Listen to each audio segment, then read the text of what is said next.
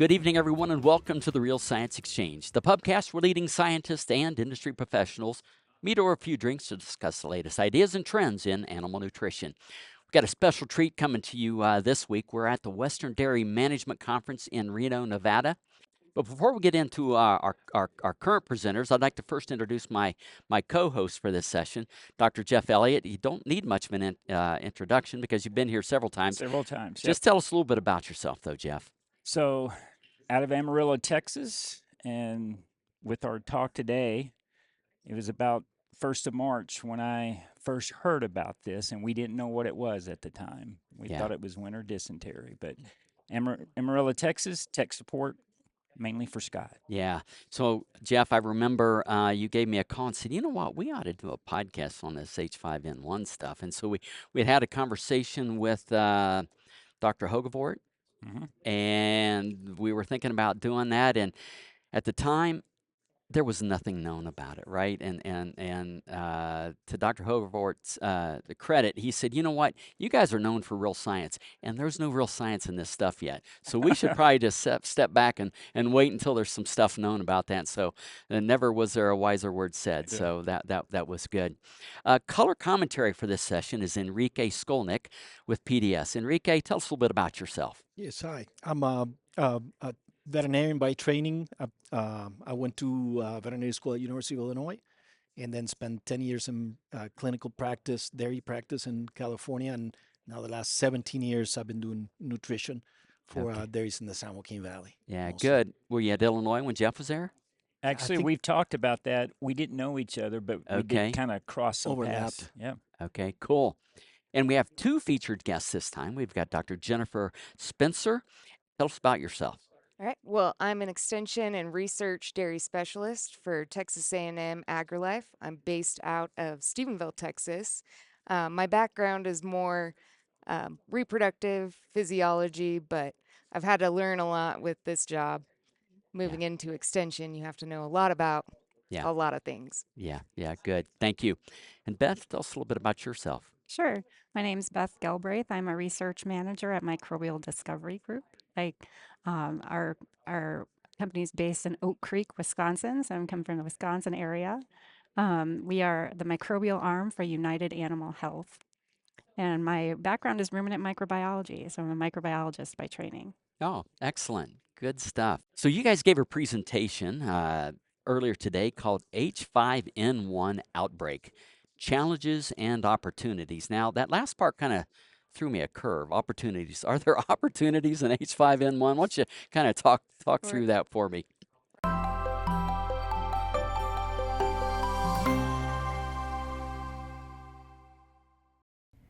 New research is changing everything we thought we knew about choline's impact on the cow and her calf, and top scientists have a lot to say about it. They are presenting new research that supports choline as a required nutrient to optimize milk production, choline as a required nutrient to support a healthy transition, choline as a required nutrient to improve calf health and growth, and choline as a required nutrient to increase colostrum quantity. This new research is solidifying choline's role as a required nutrient for essentially every cow, regardless of health status, milk production level, or body condition score. Learn more about the science that is changing the game and the choline source that is making it happen. Reassure precision-release choline from Balchem. Visit balchem.com/scientistsay to learn more.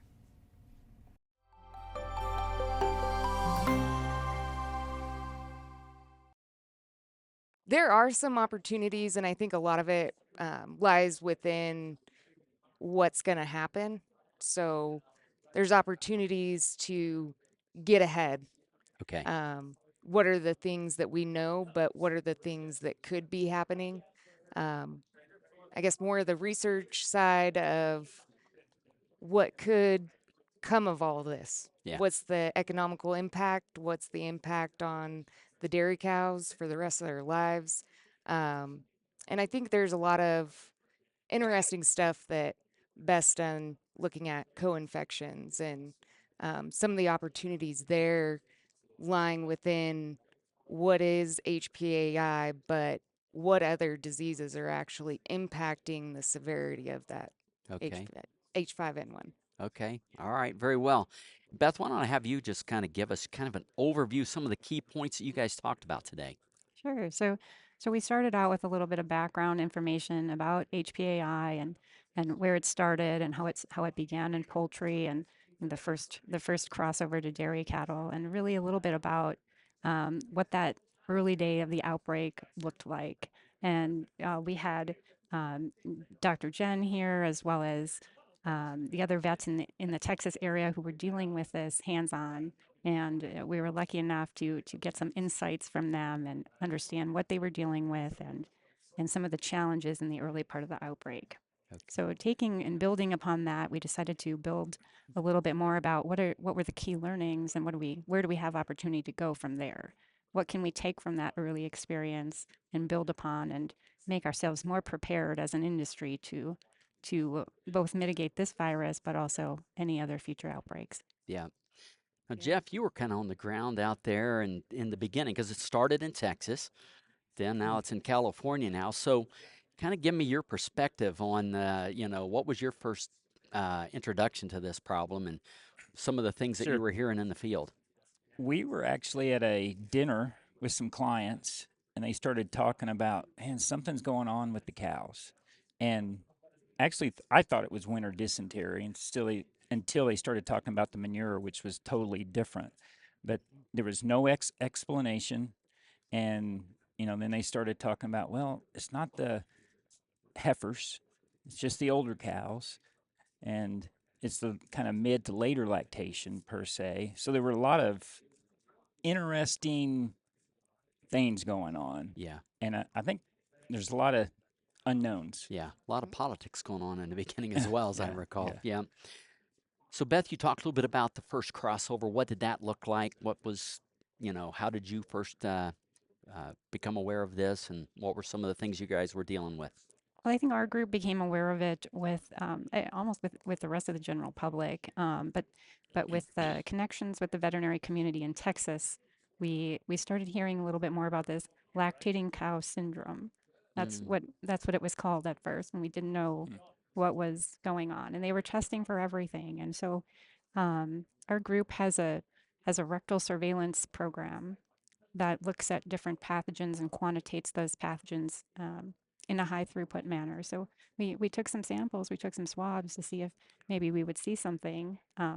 This was in the very early days of the outbreak. So no, we didn't have a marker for HPAI on our panel at that time, but turns out we had some other interesting findings around co-infection. So okay. You want to talk a little more about that? sure. So we were fortunate enough to be able to apply this microbial surveillance technology to looking at 4 positive herds that had HPAI detected. And we had a little over 100 swabs from individual lactating dairy cows from those positive herds. And we compared those swabs to a little over 500 swabs that we took from 19 dairies that were non-positive herds.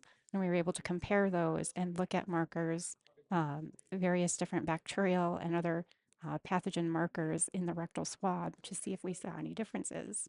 And we did. We saw some differences, some elevation in specific virulent E. coli, some elevation in Salmonella, and some elevation in a Clostridium perfringens marker in the cows that were from those positive herds. So Okay. that kind of gives us another target maybe to be thinking about. And even though we may not be able to directly impact the HPAI right now, could we do something about some of these other factors? Yeah. Okay. Interesting. Now, maybe take a little turn here, but I've heard that perhaps the disease has been here with us before, and that it's just now, maybe a little more virulent. Can you talk a little bit about that, Jen? Yeah. So I mean, there were some producers saying, we've probably had it before in other, previous years. It just kind of showed up as more of a fever. So they thought that they just had like a cow fever, cow flu. Actually, I think they did call it the cow flu. Um, but I think that, with everything, it probably has mutated. And we have seen, that now we have a new genotype that they've detected in Arizona and Nevada. So I think that getting ahead of this is going to be really important, and staying on top of the real science. Yeah. Finally have some science. Yeah, A lot more to get, though, I think. there is Yeah, yeah. definitely. Enrique, would you mind kind of sharing with us kind of your experience that you've had there in California? Yeah. First of all, we were the beneficiary of all the work that the people in Texas and also information that we got from the outbreaks in Colorado and Idaho.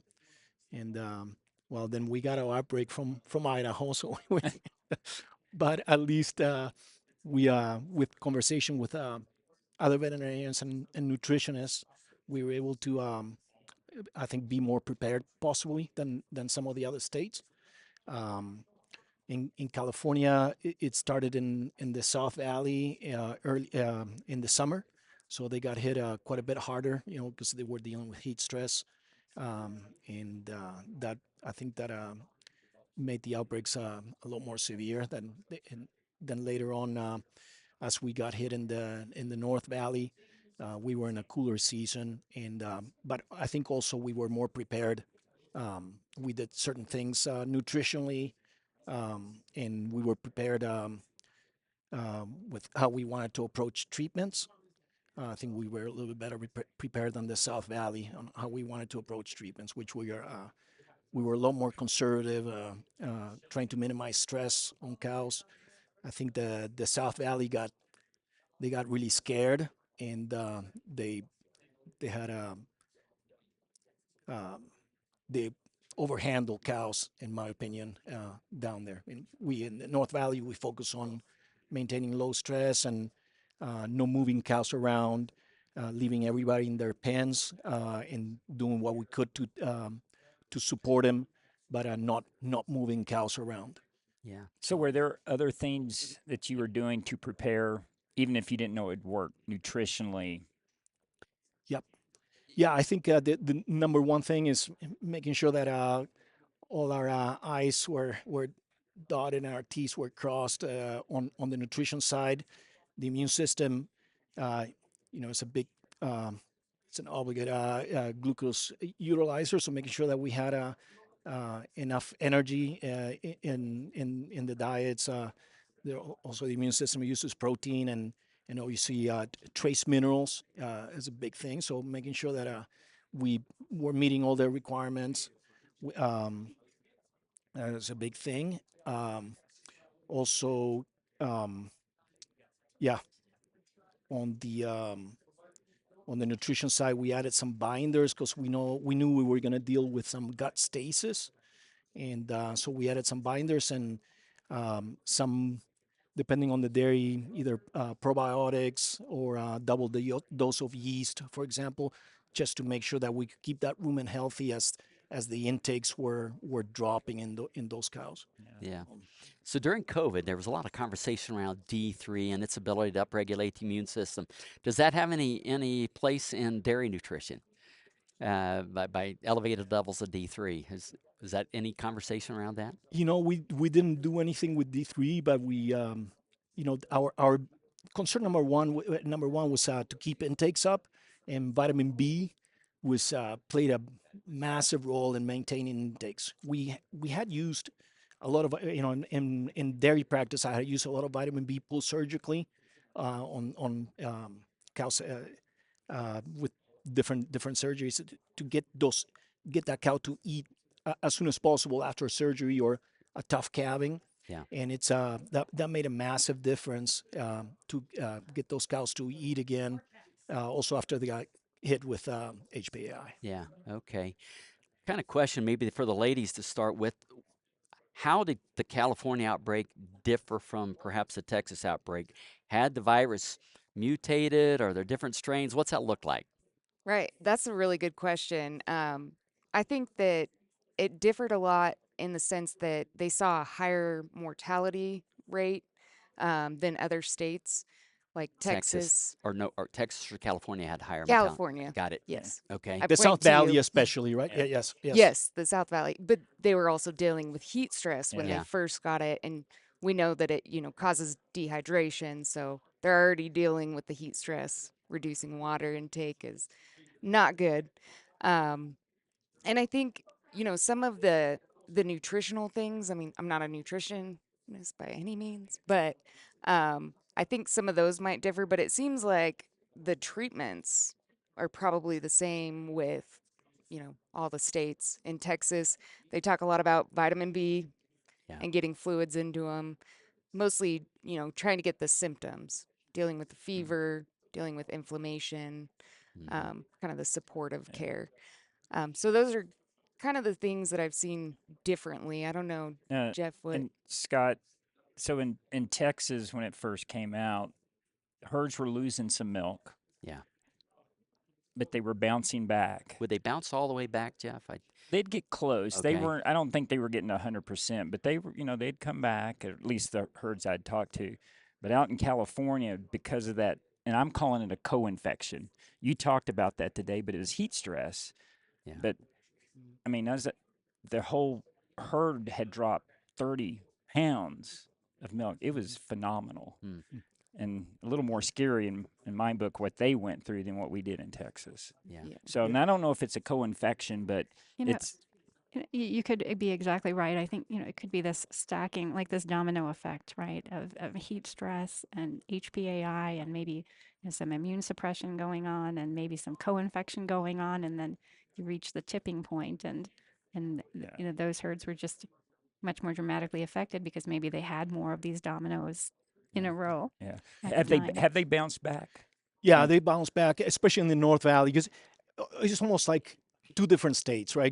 The South Valley, what they went through over there with really high mortality was completely different to what we went through in the North Valley. We had very little mortality.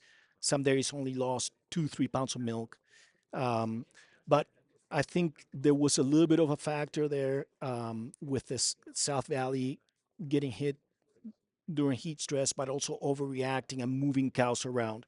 So there were producers that were making, a couple 500 cow pens with all sick cows, and then doing drenching from cow to cow. So obviously the viruses and nasal secretions, and maybe a cow was mildly ill, but now she's together with a bunch of other sick cows, and of course they moved her away from her pen mates as well. So that would depress the immune system as well. So I think there was a little bit of overreaction there too, due to the heat, maybe that they just got scared and made some maybe some bad decisions on grouping a bunch of sick cows together and over drenching cows. There is a word drenching 500 cows a day. Wow. down there, versus And what how we do did. you do that well? Yeah, Yeah, how do you do that right. well, right? Yeah. And maybe one guy was trained to drench cows, and Yeah. the other guys weren't. But in the North Valley, we elected to keep to stop all cattle movement, and we wouldn't even put cows in the hospital if they had mastitis. We just leave them in their pens and just try to do the best we could to with supported treatments, but in their pens. So So minimize could you the stress. keep it pen isolated? Um, Or it spread, eventually spread. So we were noticing, it would start in a north pen and then go to the next pen and go to the next Sitting pen, there. right? So it would Yeah. eventually spread from pen to pen, but it was kind of a slow spread.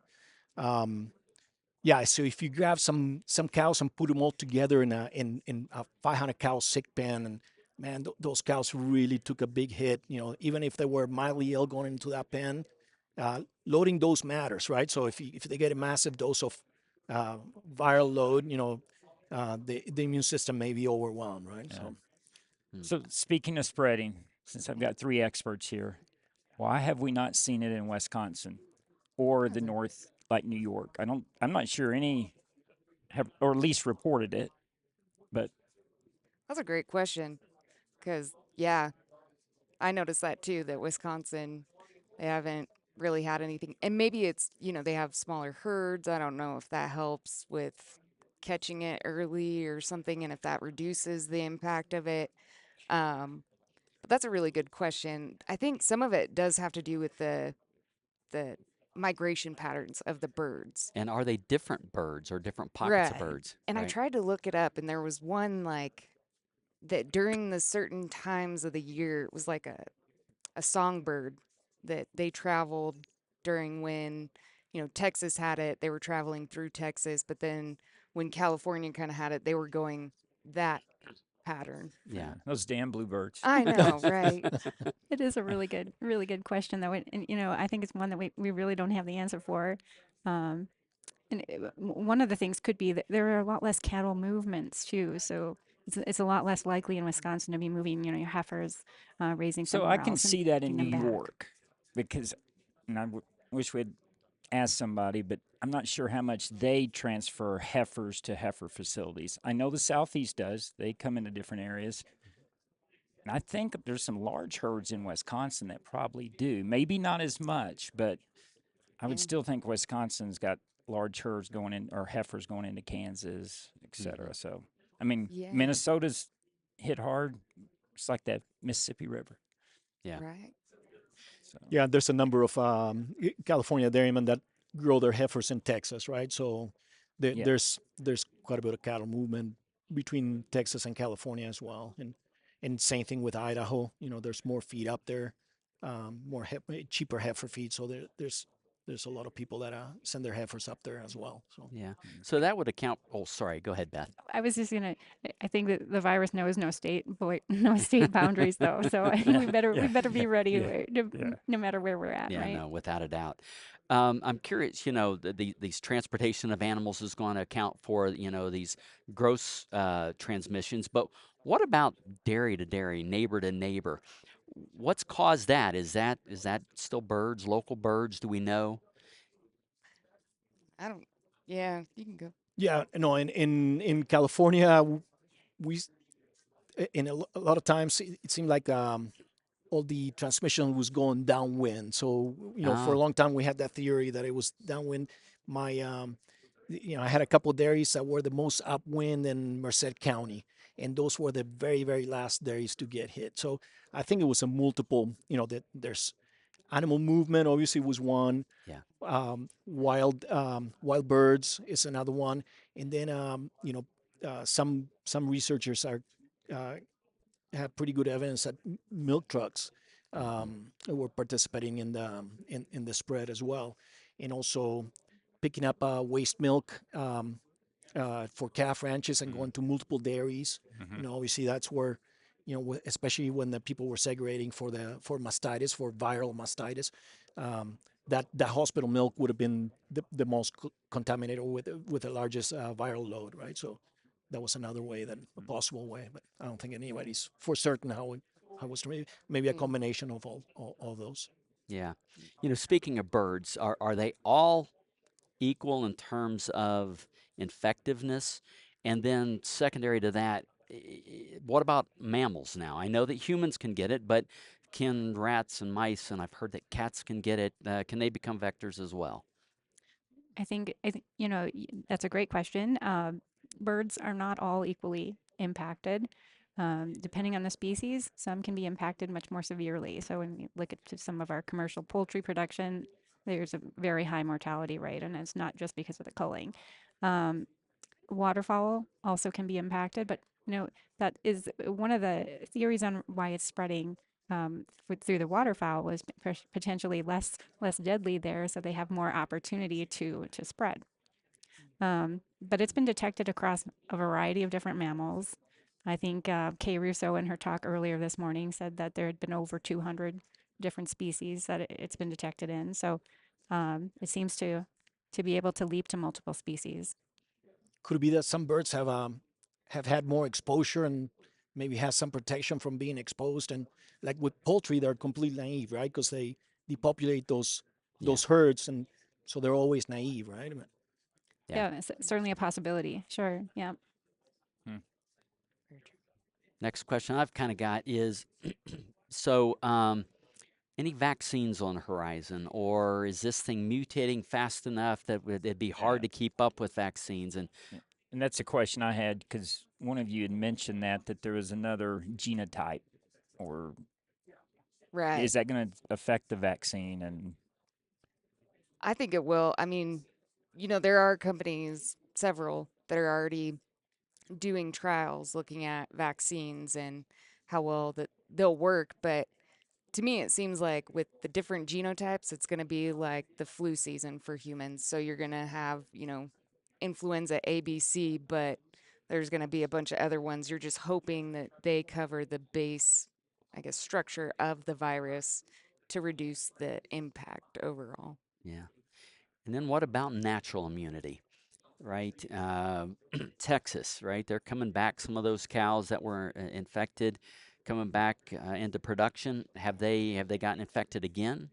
Um, has it hurt the second lactations after? What do we know, Jeff, about Texas?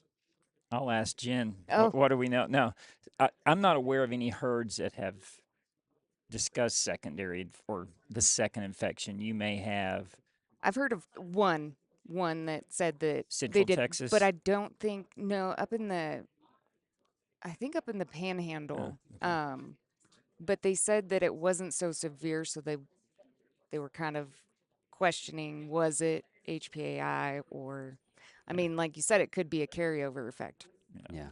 We don't know. I mean, it's got to be 1 year until they dry off and then they come back into lactation. It replicates in the cells and it causes necrosis. So, are they going to be producing less for the rest of their life, or are they going to fully recover? That's kind of a big question on my mind. I don't Yes. know.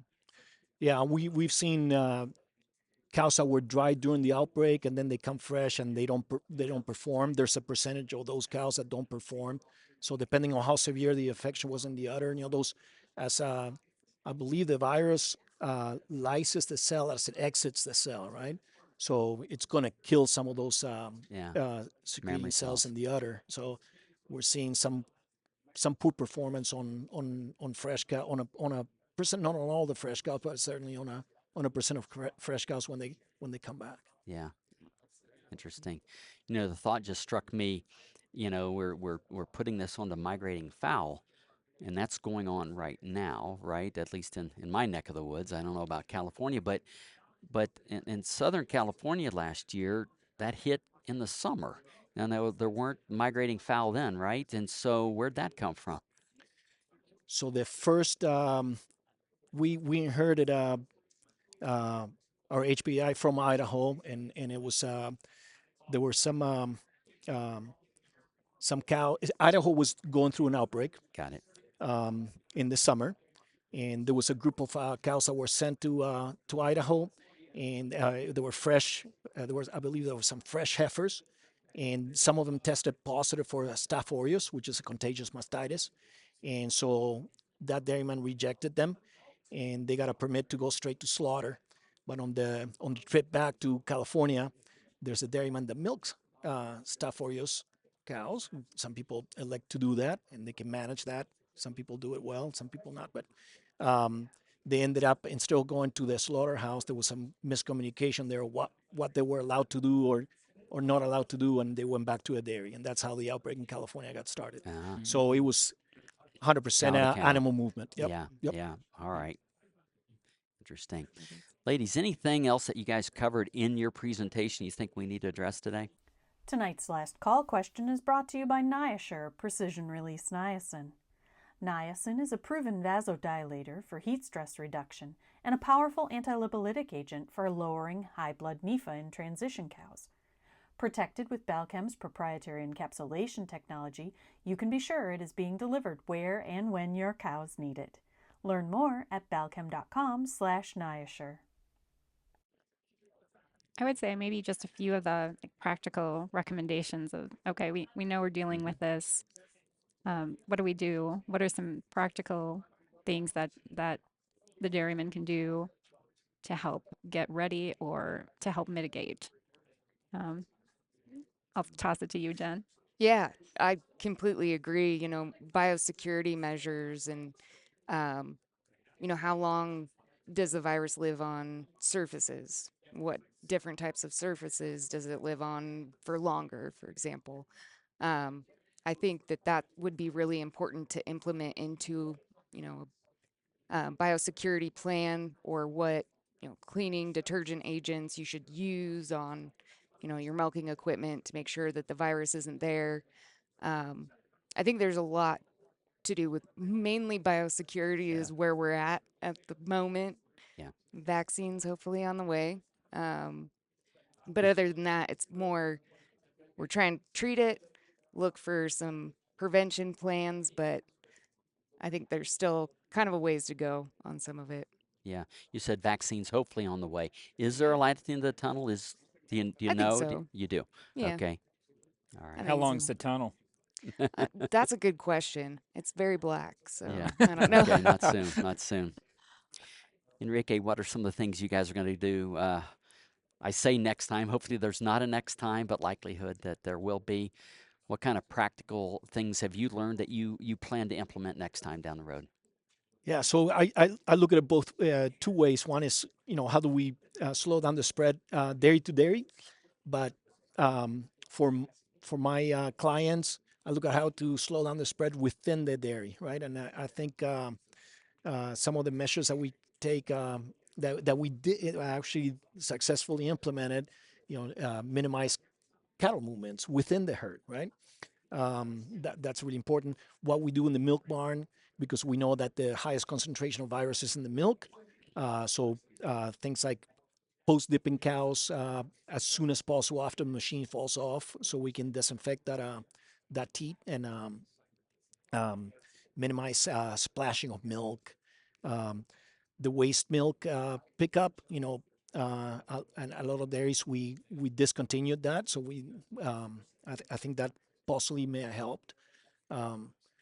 I'd like to see more research. I think there's research that is cooking right now. We're waiting for results on how this virus transmits, or the different ways that it transmits, and it'd be really good to have some of that information for us to make better decisions next time. There will be a next time. Yeah. So that was one of the questions I was going to ask as well. So what is the next step in research? What does that look like? Maybe what's already in place, and then what is it we're going to need to find out for the next time? Would like to hit that. That's a good question. I mean, I think right now the research that's going on is a lot of the vaccines and kind of trying to prevent it. I think what would be really nice is to figure out a treatment plan. How many days are you supposed to give fluids for? Um, you know, what type of nutrition or vitamins could you add to help reduce the impacts or get them back on their feet quicker? And then I think some future research would be what are the lasting effects? So, the fresh cows coming in, not producing enough, but also I think we forgot a little bit about the calves and the heifers. These calves are getting the milk, they're drinking the milk. I mean, are they getting antibodies from the mother during pregnancy? Are they getting it in the colostrum? So we can emphasize colostrum management more. I think there's a lot in the heifers and calves that'll probably be a little bit later. But I find that really interesting. Yeah. It may not even be as much research as it is on-farm observations. Exactly. Are they going to get it again the next lactation? Are they going to produce less the next lactation? Yeah. The calves, the heifers. Yeah. And that's a real opportunity, I think, for data collection, data sharing. She's Like so these positive. dairies Everything's an I know. opportunity. You got to look for the silver linings Okay. occasionally, right? And so watching these dairies that have had it and kind of documenting what that progression looks like over time, and can they get it again, or what is the longevity of the milk production in the affected animals? And there's so much left to learn, I think, but you're right, a lot of it, Yeah. Jeff, could be learned, maybe right on the dairies that have had Yeah. the experience. Yeah. Well, we've kind of always said, dairymen are better, like with low milk price. They become better dairymen. Same when there's a disease or something like this, they fine tune. They're looking at things closer. They'll probably be better dairymen at the end of it, even though it's a heck of a hurdle to get over. Yeah. An opportunity. An opportunity to do a few of those other things too, like manage the immune system, boost that immune system, manage those co-infections. These are all things that, I think we're aware of, but we kind of forget about them when we're just pointed at HPAI, but it's kind of a holistic issue that they're dealing with. Yeah. Yeah. Yeah, it's Yeah, good. that's in one thing that I did I don't use binders very often. I really focus on um, doing a great job with our silages Yeah. and managing the phase and putting up good silages, having a great fermentation. But I did add a bunch of binders during the break, and in a lot of herds I left a little bit, right? So um, Yeah. that kind of changed my mind a little bit. That maybe I need to have A little insurance. a little insurance, right? Yeah. Yeah. So I tend to be a little bit of a minimalist, but yeah, Yeah. I ended up leaving some of those binders in some of the herds. Yeah. Yeah. Good comments, guys. Anything else? I've got one question. We alluded to it a little bit with the people. On the dairies, are the workers, did they start giving them eyewear or protective? Did you see it in Texas too? He's shaking his head. I haven't seen much like eyewear, but they've been, re-emphasizing change your gloves, some of that wash your hands after Yeah, you're that. handling and going back and forth. But specifically eyewear, I haven't seen. Yeah. I saw a lot of eyewear and at least in the North Valley where I work. Yeah, so they were distributing a lot of eyewear. Okay. The county was, and people were using them. So Yeah. I saw quite a bit of that. Did you see much human infection in your area? Just a few cases of conjunctivitis. Yeah. Yeah. One of our clients, dairy owner, got conjunctivitis, but other than that, that was pretty much all I saw. Okay. Yep. Very well. Good. We've learned a lot.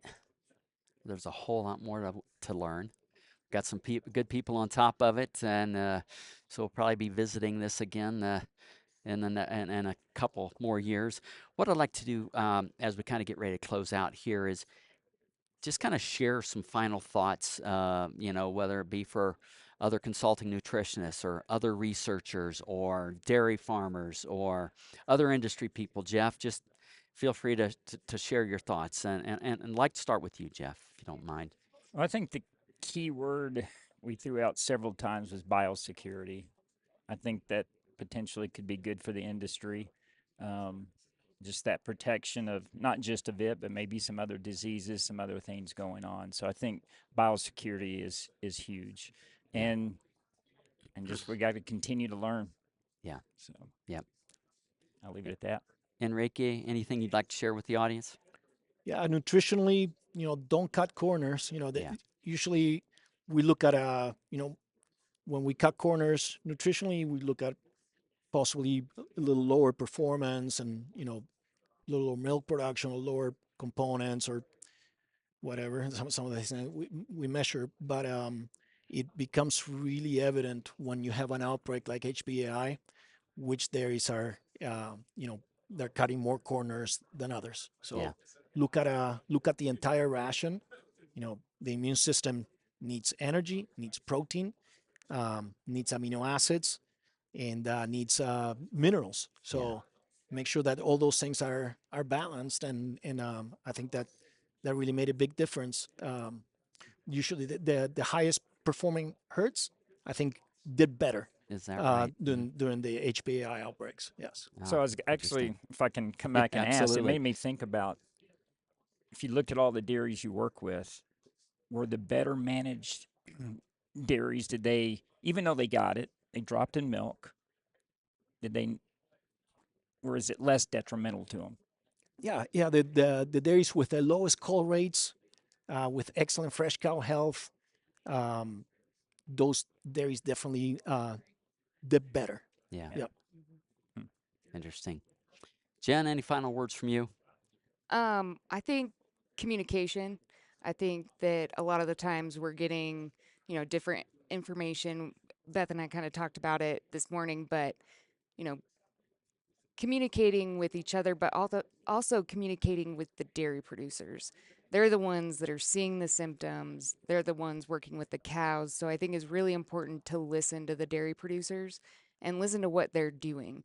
That's probably where we're going to be able to find, are the vaccines working, what treatments are out there, and how long you should be treating them for. So really mine is communicating. Yeah, no, great comments. Appreciate it. Beth, we're going to give you the final words. Sure. Yeah. No, I would reiterate all the comments here. Yeah. I think the biosecurity is key. The prevention is key. Preparation is the next best thing. So what can we do to prepare as an industry as we know this is coming, and managing it the best we can through communication and through these best practices that should already be in place, but maybe just need a little more attention. Yeah. Thank you, Beth. Okay. Thank you, Jeff, Enrique, Jen. Appreciate you guys' time today. This is a timely topic, an important topic, and I appreciate you guys sharing your expertise. To our loyal audience, thank you once again for spending some time with us. Hope you learned something. I hope you had some fun. And we hope to see you next time here at Real Science Exchange, where it's always happy hour and you're always among friends. We'd love to hear your comments or ideas for topics and guests, so please reach out via email at anh.marketing@balchem.com with any suggestions, and we'll work hard to add them to the schedule. Don't forget to leave a 5-star rating on your way out. You can request your Real Science Exchange t-shirt in just a few easy steps. Just like or subscribe to the Real Science Exchange and send us a screenshot along with your address and t-shirt size to anh.marketing@balchem.com. Balchem's Real Science Lecture Series of webinars takes place on the first Tuesday of every month, with the top research and nutrition topics that will impact your business. We also include small ruminant, monogastric, and companion animal-focused topics throughout the year. Visit balchem.com/realscience to see the upcoming topics and to register for future webinars. You can also access past webinars and search for the topics most important to you.